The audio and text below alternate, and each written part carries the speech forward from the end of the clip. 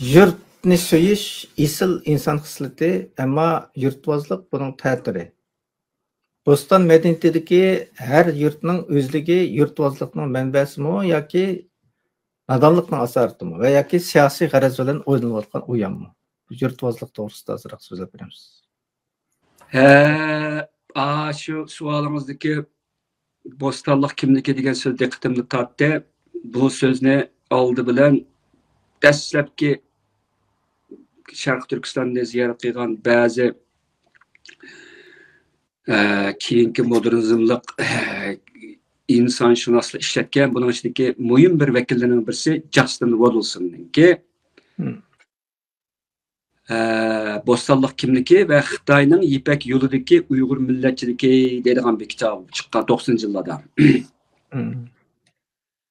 Justin Waddleson o'zi bir insonshunos yoki antropolog.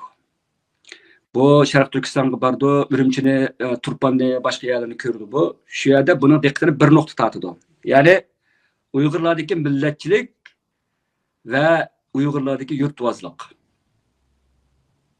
Ama ben dedim bu bir tepekkürdeki kesilmelikinin alameti bu. Yani yurtvaz milletçi bulanmaz, milletçi boğan adam yurtvaz bulmaydı. Değil mi? Çünkü logiklik nokta ilpet kabakta millet degen yurtlarınki koşulmasını terkip tapadigan bir narsa. Devlet degen şu milletlerninki siyasi hukukunu gavdilendirdigan, onu eksettirdigan ve onu rivajlandırıp kelgisiga toşuydigan bir kurulma buludu bu. Adli desek de bu da. Hem de Sharq Turkiston deganni qiyos qilmak odatdagi kallalar uchun bek tez keldi. Nimishqa? Sharq Turkistonni biz bunda qiyos qilgan vaqtimizda Xotanninki niyi chirisdan tortib, toki Oltoygacha, toki Qumulgacha, toki ilininki Qozog'istonga tutash yerliqchi bo'lgan hamma jo'grafiyani kallaga ola olish kerak. Bu yerda bir siyosiy tafakkurlar emas, siyosiy tasavvur kerak bo'ladi. Shu chog'da Sharq Turkiston degan bu hukum kallamizda obraz shaklda to'liq namoyon bo'ladi.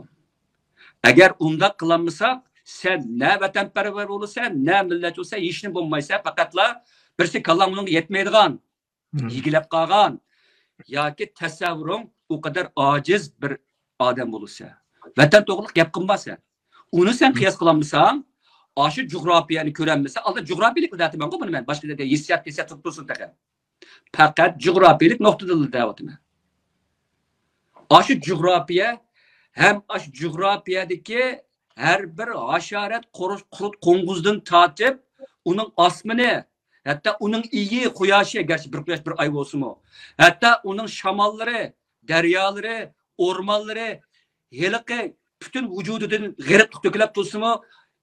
Ağzıdan külümsirab, külüş tügümeydigan, öksümeydigan aşı japakesh Uyg'urninki aşı siması ko'zingdan yaltib keçmese, sen vatanparvar bo'lmaysan. Bu vatanni sen qiyos qila olgan, tasavvur qila olgan bu. Unutib ket. Gapning qisqasi. Agar sen o'zingni bu vatanni ve bu vatanning egisi bo'lgan millatning asos g'ol qismi bo'lgan Uyg'urlarni bu sening yutingdan otilib turib tasavvur qilolmasang, sen millatchi bo'lmaysan. Sen faqat yurtvoz bo'lsan. Yurtvozlik nima desa, bu faqat qabilavozlik, qabilada to'xtab qilish bo'ladi.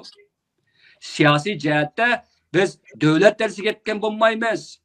Faqatla qabila yoki urug' nuqtasida yoki bir doira to'xtab qolgan bo'lamiz.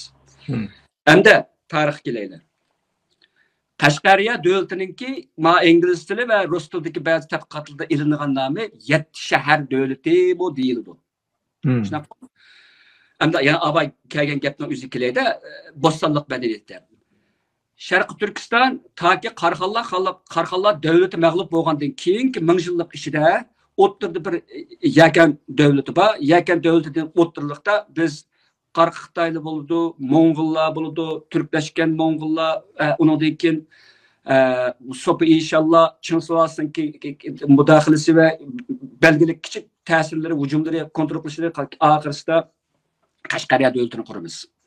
Qashqariya davlatini Yoqubbekning qurg'uchi bo'lgan yoki 7 shahar davlat bo'lg'uchi arliqda bizningki davlatchilik an'anamiz ig'ir ta'sirga uchraydi. Ya'ni davlatchilik an'anamiz asosan kichik bo'stonliq kimliklarga taraydi. Uning ustiga bu bo'stonliq kimliklarga bu shaharlashgan davlatlarda bu kichik bir beglik shaklida nim bo'ladi. Mavjud bo'lib turibdi. Cho'ng bir burungi imperiya turibdi, bir davlat shaklida kelmaydi. Bu bizning xatoligimiz emas. Tarixda bunday xatolik jiq bo'lgan. Masalan, İtaliyami kichik shaharlik bo'linib ketgan keyin cho'ng Rim imperiyasi yiqilib o'ttirasiga chirib ketgandan keyin bo'lmashda olib ketgan. Germaniya mutaki Bismarck ularni birlashtirmoqchi kichik bir davlatlar oladi. Amerika mu birlashgan davlatlar asli. Amerika birlashgan davlatlar, shtat degan davlat degan gapda shunday bo'lib ketgan. Bu yerdagi gap nima degan vaqtda shu kichik shaharlashgan begliklarni yoki kichik xalqlarni birlashtirib cho'ng bir davlat bulash. Yaqub Begninki Qashqariya davlatini qurgan vaqtda milliy davlatchilik Yevropada jush urib rivojlanayotgan bir vaqtda. Bu yerda milliy davlatni biz Fransiya, Fransuz millatining davlati. Gerçi Fransuz degan bir millat ma'lum jihatdan bunday kichik millatlar qetibilib barliq kelgan bo'lsa, shunda bo'lgan.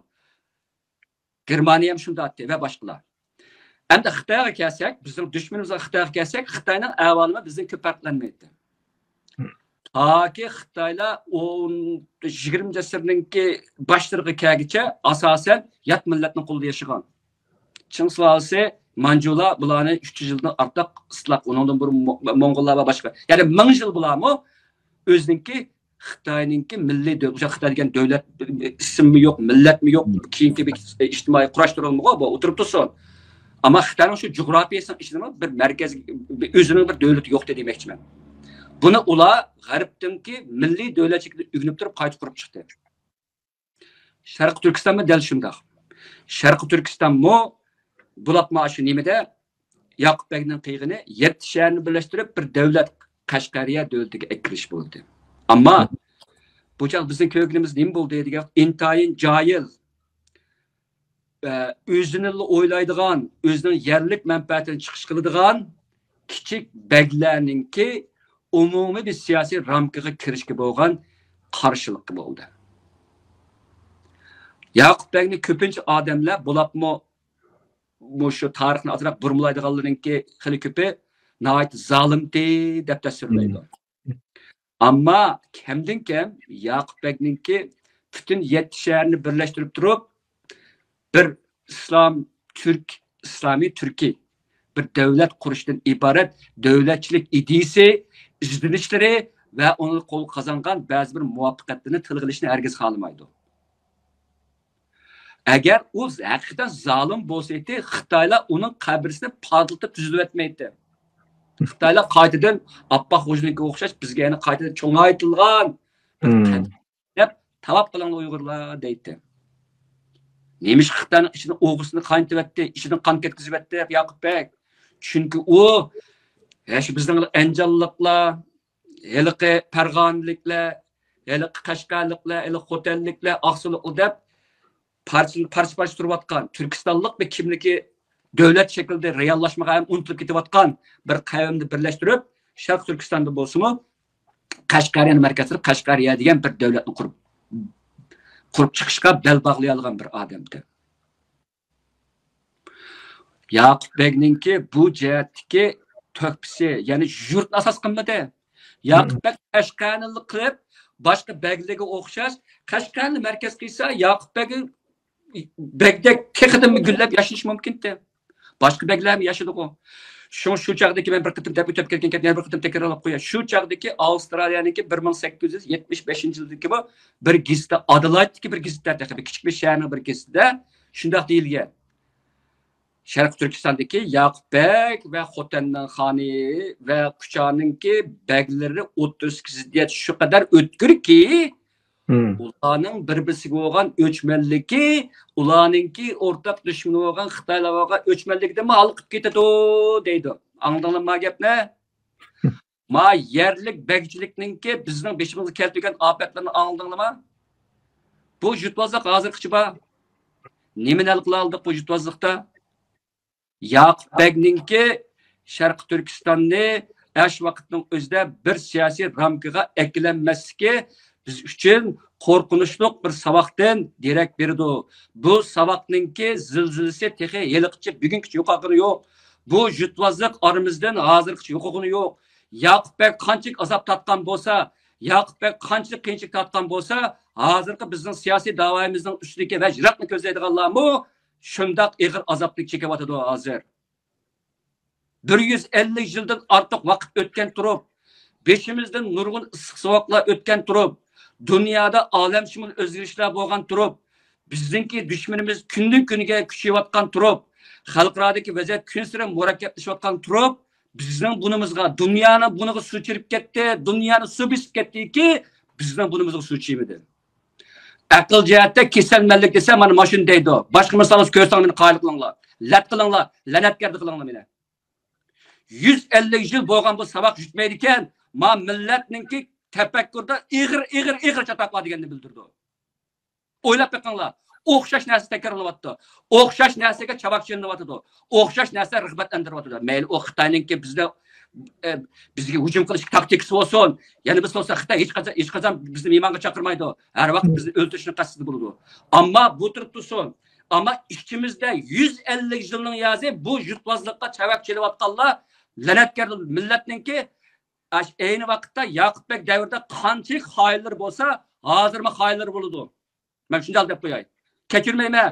150 yilning yozi bu bizga oddiy yoki unutilib ketadigan fojialar ekanmidi. Butun fojiasining bir yeri birlik ikkilanmaslik bo'ldi. Birga ikkilanmaslik, cho'ngchilik, hammani biladigan kayfiyat kirib olish, hammani men qilaman, menga bo'ysunasan, mening bayrog'imning ostiga kelsa, meni chaqirsan, sening mashruiyatini men qilib beraman. Kim olsa? Kim olsa? Kim o'zini kim chaqlaysa? Sharq Turkiston hukumatining mashruiyati sobit domillarning irodasidan keladi.